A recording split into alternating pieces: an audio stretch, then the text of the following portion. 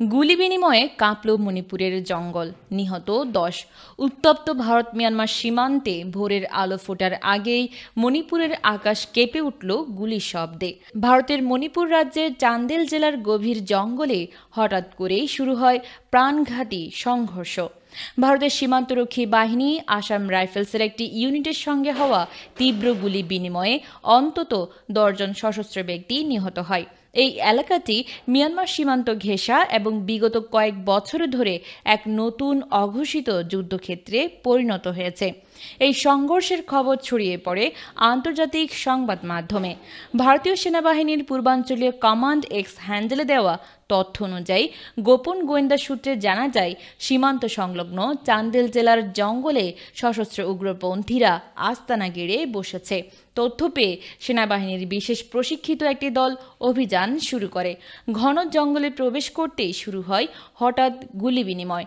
একদিকে সেনাবাহিনীর সুশৃঙ্খল কৌশলী আক্রমণ, অন্যদিকে ছায়ার মতো লুকিয়ে থাকা অজ্ঞাত সশস্ত্রদের পাল্টা গুলি।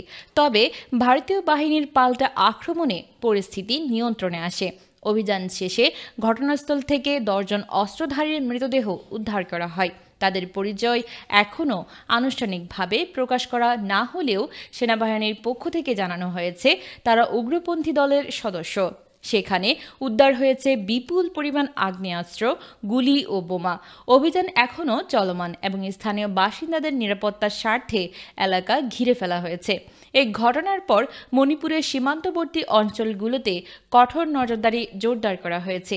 এই সীমান্ত এখন আর শুধু একটি রাজ্যের সীমানা নয়, বরং এটি এক বারুদের স্তূপ।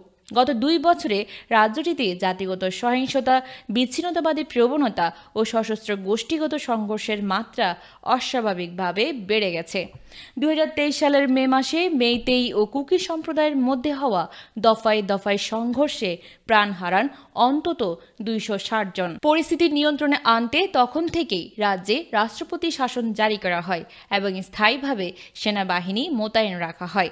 বিশেষজ্ঞদের মতে, মিয়ানমারের গৃহসংঘাত থেকে পালিয়ে আসা চরমপন্থী দলগুলো এখন মণিপুরকে একটি নতুন রিক্রুটমেন্ট সেন্টার ও অস্ত্র পরিবহনের রুট হিসেবে ব্যবহার করছে। ভারতীয় বাহিনী মনে করছে চান্দেল জেলার জঙ্গলভূমি এসব গোষ্ঠীর জন্য এক আদর্শ আশ্রয়স্থল হয়ে উঠেছে। সেখানে তারা কেবল অস্ত্র মজুত করছে না, বরং ভবিষ্যতে বড় ধরনের সশস্ত্র হামলার প্রস্তুতিও নিচ্ছে। এই সাম্প্রতিক অভিযানটি নিছক একটি বিচ্ছিন্ন ঘটনা নয়, বরং এটা একটি বৃহত্তর সংঘাতের পূর্বাভাস হতে পারে বলে সতর্ক করছেন বিশ্লেষকরা। তাদের মতে, যদি অনুপ্রবেশ ও চরমপন্থীদের তৎপরতা থামানো না যায়, তবে পুরো মণিপুর রাজ্য আরও ভয়াবহ অস্থিরতায় ঢুকে পড়তে পারে। কারণ এই অঞ্চল কেবল একটি সীমান্ত এলাকা নয়, ভারতের উত্তর পূর্বাঞ্চলের একটি গেটওয়ে, যা দেশের ভৌগোলিক সংযোগ ও জাতীয় নিরাপত্তার জন্য অত্যন্ত গুরুত্বপূর্ণ। নিউজ ডেস্ক, নাইমা সিদ্দিকা, ভোরের আকাশ।